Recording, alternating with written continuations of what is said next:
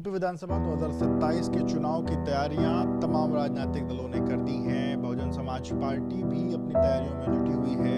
बसपा के प्रदेश अध्यक्ष विश्वनाथ पाल जी हमारे साथ हैं। विश्वनाथ जी, 27 का चुनाव मात्र 6 महीने बचा हुआ है और इस बीच हमने देखा कि बाकी राजनीतिक दल भी अलग अलग तरीके से अपनी तैयारियां कर रहे हैं। बसपा की बात करें, बसपा किस तरीके से लोगों के बीच में जा रही है और कैसे अपनी तैयारियां कर रही है?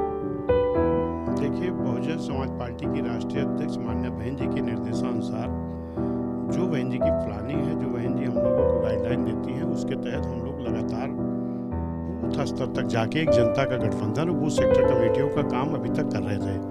लगभग ये काम पूरा हो गया है। अब आगे जो बहन जी की रणनीति होगी उस पर हम लोग काम करेंगे।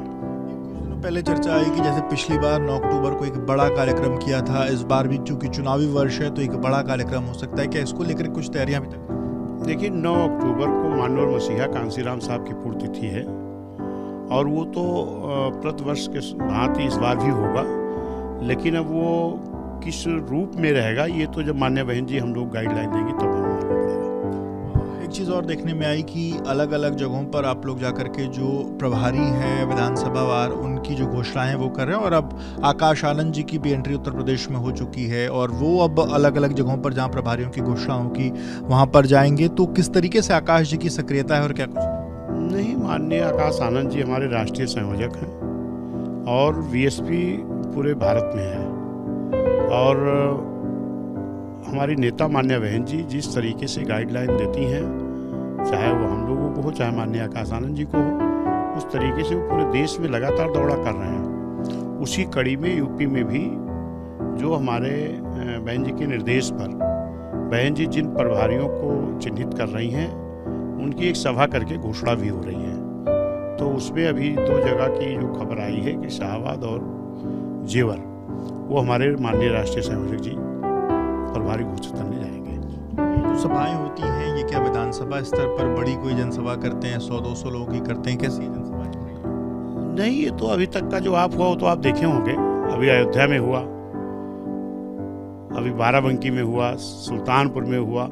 ये हर जिले में जो हमारे प्रभारी बहन जी जिनको चिन्हित करती जा रही हैं, तो अपनी विधानसभा स्तर की एक बड़ी भीड़ भाड़ करके जिस विधानसभा को चुनाव का प्रभारी घोषित किया जाता है तो उस विधानसभा की स्तर की वो बैठक करते हैं, लेकिन उसमें भीड़ होती है, अच्छी भीड़ होती है और ये भीड़ जनता का रुझान क्या है वो दिखाने का काम करता है। भीड़ एक तरीके से माना जाए कि जहां बाकी राजनीतिक दल अभी तैयारियों में हैं, वहां बसपा अपने प्रत्याशियों के ऐलान की शुरुआत कर चुकी है प्रभारियों के तौर पर। देखिए, अन्य लोगों को क्या कर रहे हैं वो हम नहीं जानते, लेकिन बहुजन समाज पार्टी माननीय बहन जी ने अकेले लड़ने का निर्णय लिया है। अभी तक जो हम लोग गाइडलाइन मिला है तो उस पर हमें तो तैयारी मजबूती से पहले से करना पड़ेगा।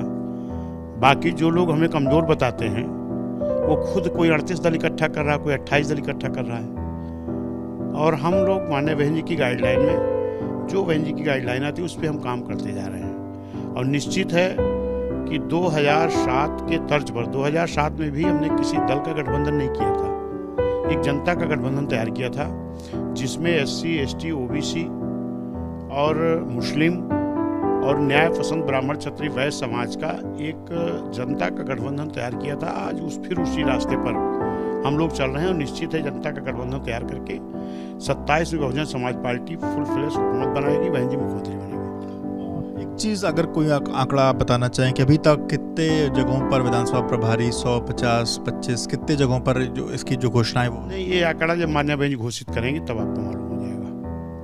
आपने कहा जनता से गठबंधन की बात आप कह रहे हैं, लेकिन तमाम राजनीतिक दल आपसे गठबंधन करना चाहते हैं। MIM भी अंदर खाने आपसे गठबंधन करना चाहती है, कांग्रेस भी गठबंधन करना चाहती है और तमाम जगहों पर अलग अलग फोरम पर जब बातचीत होती है तो वो ये बात कहते भी हैं। आपको नहीं लगता कि अगर आप उनके साथ गठबंधन में आएंगे तो चीज़ें और बेहतर होंगी? नहीं, वो करना चाहते हैं कि नाटक कर रहे हैं ये हम नहीं जानते, लेकिन हमारे यहाँ गठबंधन किसी से होगा कि नहीं ये निर्णय बहन जी पर है। जैसे 24 के चुनाव में भी लगातार माननीय राहुल गांधी जी भी अभी अमेठी रायबरेली गए तो बोले कि अगर बीएसपी होती हमारे साथ तो भाजपा हार गई होती। अगर ये महसूस होता है तो उन्हीं का एक जो बड़ा गठबंधन दल था यूपी में उनकी भाषा क्या थी? माननीय रामगोपाल यादव जी ने कहा कि अगर बीएसपी गठबंधन में आएगी तो हम बाहर हो जाएंगे। माननीय अखिलेश यादव जी ने कहा था बहन जी का नाम लेके इनकी गारंटी कौन लेगा। लेकिन माननीय अखिलेश यादव जी ने नीतीश की, जयंत की, ममता की और किसी की गारंटी तो नहीं पूछा था। फिर बीएसपी गारंटी पूछने वाले कौन है ये लोग? तो ये एक हमें लगता है कि बहाना ढूंढते हैं लोग। बाकी इस तरह की कोई मंशा इन लोगों की पहले से नहीं थी। और हम कहते हैं कि हमारी नेता मान्य बहन जी जो प्लानिंग की हम लोग उस पर काम करते हैं। कौन क्या कह रहा है उसको हम नहीं देखते। 29 के चुनाव में जो गठबंधन था, क्या उसका असर इतना खराब था कि अब आप लोग गठबंधन में नहीं जाना चाहते? नहीं, गठबंधन का निर्णय बहन जी का है, उस पर हम नहीं बोल सकते कुछ दिन पहले वो भी देखा कि किस तरीके से कांग्रेस पार्टी के अभी जो मौजूदा प्रभारी बने हैं वो पहले जब SC/ST मोर्चे के अध्यक्ष थे तो वो बहन जी से मिलने आवास तक आ गए बिना हालांकि कोई पहली सूचना दिए आए, और फिर उनको बैरंग जो है वो लौटना पड़ा। और कांग्रेस में एक बड़ा तबका है जो जिसकी कोशिश है कि उसका बसपा के साथ जो गठबंधन है वो कहीं ना कहीं नहीं। ये जो बहन जी के आवास पे जाने का था, ये तो हमें सीधे सीधे एक नाटक दिखाई पड़ता है कि मैं ये बाहर कह सकूं कि मैं मिलने गया, बहन जी नहीं मिली। मैं आपके घर अभी मिलने जाऊं बिना समय लिए तो हो सकता है मेरी मुलाकात नहीं होगी। जरूरी नहीं कि आप खाली बैठे हों। और हमारी नेता मान्या बहन जी तो इस देश की एक राष्ट्रीय पार्टी की राष्ट्रीय अध्यक्ष हैं। बिना समय लेके किसी को जाने नहीं चाहिए। अगर गए तो निश्चित मान लीजिए कि इनका एक नाटक था। जिस तरीके से वो लोग बार बार इस बात की बात कह रहे हैं कि अगर कांग्रेस पार्टी की जो कोशिश है अंदर खाने की वो आपके साथ आ जाए, और एक तबका तो ये भी कहता है कि अगर आपके साथ गठबंधन हो जाए तो शायद मौजूदा जो स्थितियां हैं उसमें काफ़ी कुछ चेंज हो जाए। देखिए, वो हमने अभी आपको बताया कि 24 में भी ये नाटक चला था। एक तरफ एक बोलते कि मेरे साथ आ जाओ, एक बोलता अगर आ जाएंगे तो हम बाहर हो जाएंगे। तो क्या उनके ऊपर कोई टिप्पणी माननीय राहुल गांधी जी ने की थी कि आप ऐसा क्यों बोल रहे हो कि अगर आएंगे तो बाहर हो जाएंगे? क्या उनके जो उन्होंने पूछा कि आपकी गारंटी कौन लेगा बहन जी का नाम लेके, क्या उस पर माननीय राहुल गांधी ने कुछ पूछा था? तो ये उन लोगों का एक क्या है मैं नहीं समझ पाता। लेकिन हम लोग किसी को नहीं सुनते कौन क्या बोल रहा है, हम वही जानते जो हमारी नेता मान्या बहन जी कहती हैं। अभी जिस तरीके से दिल्ली के जंतर मंतर पे एक बड़ा आंदोलन हुआ, जो युवाओं ने आंदोलन किया, जनजी युवाओं ने आंदोलन किया, उसके बाद सरकार को बैकफुट पर जाना पड़ा और उनकी मांगें माननी पड़ी। सवाल ये है कि अब तमाम राजनीतिक दल वो जो यूथ है उसको लुभाने की कोशिश कर रहे हैं। बसपा किस तरीके से जनजी युवाओं के बीच में, नए युवाओं के बीच में क्या कुछ रणनीति है, कैसे जाएगी और कैसे उनको विश्वास दिलाएगी कि बसपा उनके हित में काम करेगी? देखिए, एक चीज बता दें, कौन क्या कर रहा हम उस पर नहीं जाते, लेकिन जिस मुद्दे को लेके हमारे नौजवानों ने धरना दिया, पर्चा लीक को लेके, नीट की परीक्षा लीक हुई, SSC की परीक्षा लीक हुई, इसके पहले कई नौकरियों की परीक्षा लीक हुई, और ये आज एक दिन में नहीं हुआ है, ये कई वर्षों से ये चल रहा है। बीजेपी सरकार में जब से आई बीजेपी सरकार, हमें लगता लगभग 20 बार पर्चा लीक हुआ है, लेकिन अभी तक किसी दल के नेता ने नहीं बोला था। लेकिन हमारे राष्ट्रीय संयोजक माननीय आकाश आनंद जी ने 24 के चुनाव के भी अगर आप भाषण क्लिप निकालेंगे तो ये मिलेगा कि उस वक्त भी हमारे राष्ट्रीय संयोजक जी लगातार इस बात को बोल रहे थे कि ये जो पर्चा लीक है ये दुखद है, पर्चा लीक नहीं होना चाहिए। इसका विरोध लगातार बहुजन समाज पार्टी के राष्ट्रीय संयोजक 2024 से कर रहे हैं। आज ये तो लोग तमाम लोग करने लगे, तो बहुजन समाज पार्टी इसका विरोध कर रही थी, और माननीय बहन जी ने इस मुद्दे पर भी हमारी ट्वीट करके बहन जी ने समर्थन किया था छात्रों का। और बहन जी ने ये भी कहा था कि जो छात्रों पर लाठी बरसाई गई इसको भी चिन्हित किया जाना चाहिए कि कौन लोग बेरहमी से हमारी बेटियों को और बच्चों को मार रहे थे, और जो फर्जी मुकदमे लादे गए हैं छात्रों पर ये भी वापस लिए जाने चाहिए। ये सबसे पहले माननीय बहन जी ने मांग किया है।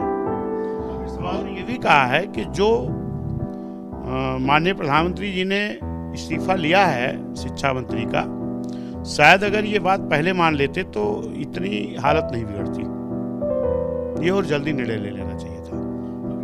तरीके से जिन युवाओं की हम बात कर रहे हैं, आप लोग भी, आपकी पार्टी किस तरीके से इन युवाओं के बीच में जाने के लिए क्या कुछ सोशल मीडिया की क्या नई रणनीति अपना, क्योंकि तमाम जगहों पर इस बात की चर्चा है कि आकाश आनंद जी कुछ नई तकनीक से, नए माध्यम से बच्चों के बीच जाने की कोशिश में हैं और अलग से सोशल मीडिया प्लेटफॉर्म्स पर कुछ तैयारियां हो रही हैं, क्या कुछ वो तैयारी?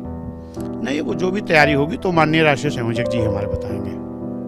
जो उनकी प्लानिंग होगी, जो तैयारी होगी, वो राष्ट्रीय संयोजक जी बताएंगे, तो आपको भी मालूम हो जाएगा, हमको भी। कितने आश्वासन 2027 के चुनाव में जीत? पूरी तरह मुझे पूरी भरोसा है अपने कार्यकर्ताओं पर। बीएसपी नेताओं की पार्टी नहीं है, बीएसपी कार्यकर्ताओं की पार्टी है और हमारा कार्यकर्ता जी जान से लगा हुआ है कि बहुत हो गया। जो अत्याचार इस प्रदेश में आम जनता के साथ हो रहा है, अगर आज ईमानदारी से तीनों सरकारों को तुलना कर लो, 7 से 12 तक बहन जी की सरकार, 12 से 17 तक समाजवादी की सरकार और 17 से अब तक भाजपा की सरकार। ईमानदारी से अगर किसी भाजपाई सपाई से भी पूछोगे तो भी कहेगा हाँ भाई, कानून के मामले में तो बहन जी की सरकार अच्छी थी। छात्रों की शिक्षा के मामले में बहन जी की सरकार सबसे बेहतर रहा। 5000 विद्यालय, प्राथमिक विद्यालय, high school, inter college, paramedical college, homeopathic college, engineering college, Shakuntala Mishra विश्वविद्यालय, जहाँ 50% मूक बधिर बच्चों के लिए भी उसमें आरक्षण है, और उर्दू, फारसी, अरबी यूनिवर्सिटी, ये सब बहन जी ने काम किया। तो कानून के नाम पर सबसे बढ़िया सरकार बहन जी की, शिक्षा के नाम पर सबसे अच्छी सरकार बहन जी की, और जो सरकार के माध्यम से लोगों को नौकरियां दी गई। आज तो पर्चा लीक हो जा रहा, बहन जी की सरकार में एक भी पर्चा नहीं लीक हुआ था। चाहे पुलिस की भर्ती हुई थी, चाहे मास्टर की भर्ती हुई थी, आंगनबाड़ी की भर्ती हुई, आंगनबाड़ी कार्यकर्त्री की भर्ती हुई, गार्ड की भर्ती हुई, तमाम पद तो नया सृजित किया गया। जैसे पार्कों में गार्ड की नया पद सृजित किया गया, सफाई कर्मी का नया पद सृजित किया गया। अब आज तो जो पद है ये नहीं भरा जा रहा। बैकलॉग भर्ती बहन जी ने किया था, जो किसी हिस्से के नहीं, आरक्षण की नौकरी जो हमारी बकाया पड़ी है। आज तक पूरे देश में, चाहे केंद्र सरकार हो चाहे प्रदेश की, किसी ने बैकलॉग भरने की कोशिश की, बहन जी भर रही थी। लेकिन दुर्भाग्य ये कि बैकलॉग भर्ती बहन जी ने पहले ब्राह्मण, क्षत्रिय, वैश्य, मुस्लिम, SC, ST खूब भर्ती किया। उसके बाद बहन जी ने जिलाधिकारी उसका भाई जांच करो कि बाबा साहब का आरक्षण की भर्ती कितनी खाली है। तो उसमें बहन जी ने जब जांच कराया तो कई लाख निकला, जो SC, ST, OBC का आरक्षण था। ये भर्ती बहन जी कर रही थी, लेकिन 12 में समाजवादी की सरकार आ गई। माननीय अखिलेश यादव जी, जो कि एक OBC से थे, लेकिन बहन जी SC, ST, OBC की भर्ती कर रही थी और एक OBC मुख्यमंत्री ने रोक लगा दिया, नारा देते PDA का। नारे के बीच जिस तरीके से अभी हमने देखा कि परसों मुख्यमंत्री ने भदोही जिले का नाम वापस से संत रविदास नगर रखा, आप लोगों ने भी वही नाम रखा था, बाद में अखिलेश सरकार में उसको बदल दिया गया। तो ये जो भाजपा जो महापुरुषों का सम्मान कर रही है, इससे क्या लगता है कि जो आपके वोटर हैं उनके बीच में कुछ सेंधमारी की कोशिश भाजपा की, या इस पूरी रणनीति को कैसे? पहले ये बात पूरी नहीं हुई मेरी। समाजवादी ने बैकलॉग रोका, भर्ती हो रही थी SC, ST, OBC की, और रोक कौन लगाया? OBC मुख्यमंत्री। फिर SC समाज के ठेकेदारी का आरक्षण बहन जी ने दिया था, उसको भी समाजवादी ने ठीक छीना। फिर बहन जी ने SC समाज के लोगों को प्रमोट किया था, बाबू से बड़े बाबू, DYSP से SP, तहसीलदार से SDM, उसको भी डिमोट करके समाजवादी ने बहुत बड़ा नुकसान किया। ये PDA के लोग हैं जिनका नुकसान किया। और प्रमोशन का आरक्षण का बिल भी समाजवादी ने फड़वाया था। और जो आपने जिले का नाम लिया, मान्या बहन जी ने जिले का नाम नहीं बदला था कि इलाहाबाद का प्रयागराज है, फैजाबाद का अयोध्या। बहन जी ने प्रदेश के विकास के लिए जो बड़े बड़े जिले थे उनको छोटा जिला बना के दिया कि ताकि उसका अच्छा विकास हो सके प्रदेश का। जिसमें सुल्तानपुर से अलग बहन जी ने जिला बनाया अमेठी, कानपुर नगर से अलग बनाया कानपुर, जो देहात कर दिया रमाबाई नगर, संत रविदास नगर, भीम नगर, मानवर कांसीराम साहब नगर, मान्य ज्योतिबा फुले नगर। लेकिन जो आप कह रहे संत रविदास नगर, माननीय बाबा जी को बैठे 2 साल होने जा रहा है, 2 साल, और तमाम बहुजन में जन्मे संत गुरु महापुरुषों के नाम से बने जिले को बदल करके माननीय अखिलेश यादव जी ने अपमान किया। तब तो इन दोनों लोगों की मिलीजुली भाषा चल रही थी। दूसरा कार्यकाल 10 साल बीतने जा रहा। आज अगर चुनाव ना आता तो शायद आज भी इनको याद नहीं आता। जब मान्या बहन जी ने किसी का नाम बदल के जिला नहीं रखा था, नया जिला बना के नाम रखा था, तो उसको अगर किसी सरकार ने, मान लीजिए समाजवादी ने बदला, तो ये जब आए तो इनको तुरंत उसको सही कर देना चाहिए था।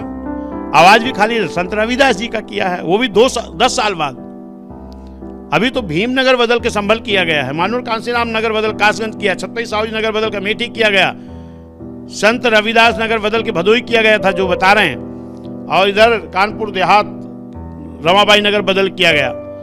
तो बहुजन समाज पार्टी ने किसी को नाम नहीं बदला था, नया जिला बना के किया था। और इस पे जब समाजवादी ने हमारे पिछड़े पीडीए के लोगों की योजनाएं बंद किया, उनके सम्मान महापुरुषों का नाम बदल कर अपमान किया, तो ये तो जो भी सरकार आई इसको पहले उसको क्लियर कर देना चाहिए था। 10 साल बाद वो भी एक नाम खाली क्लियर किया।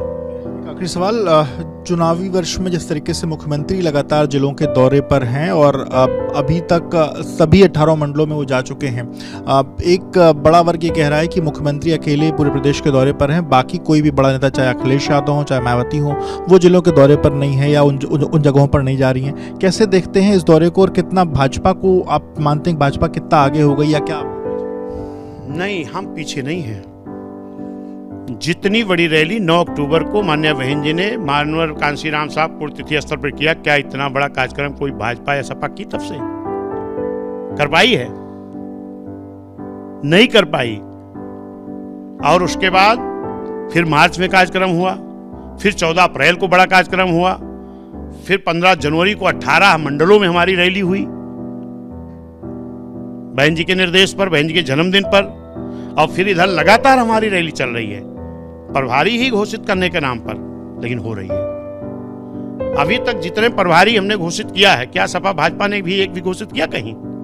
तो हमें पीछे काहे कह रहे हैं? हम नंबर 1 पर हैं, नंबर 1 पर रहेंगे, फुल फ्लेज सरकार बनाएंगे। सीट जीत सरकार बनाने के लिए जितनी जरूरत होगी उतनी आएगी।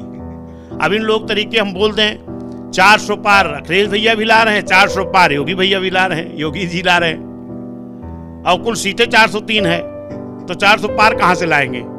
तो मैं ये नहीं झूठा वादा करता, मैं ये कहता हूं कि जितनी सीटों की जरूरत हमें सरकार बनाने के लिए होगी, उतनी सीटें माननीय बहन जी की रणनीति के तहत हम लोग लाने का काम करेंगे।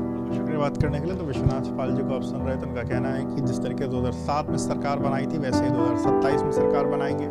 और इसके साथ साथ उनका ये दावा है कि लगातार वो लोग अलग अलग विधानसभाओं में सक्रिय हैं और अभी तक वो सबसे आगे चल रहे हैं लोगों के कैंडिडेट्स के ऐलान करने के तौर पर अगर बात की जाए तो। और इस लिहाज से उनका मानना है कि वो सबसे आगे हैं, और इसके साथ साथ कहीं भी किसी के साथ गठबंधन करने की फिलहाल उनकी कोई रणनीति नहीं है।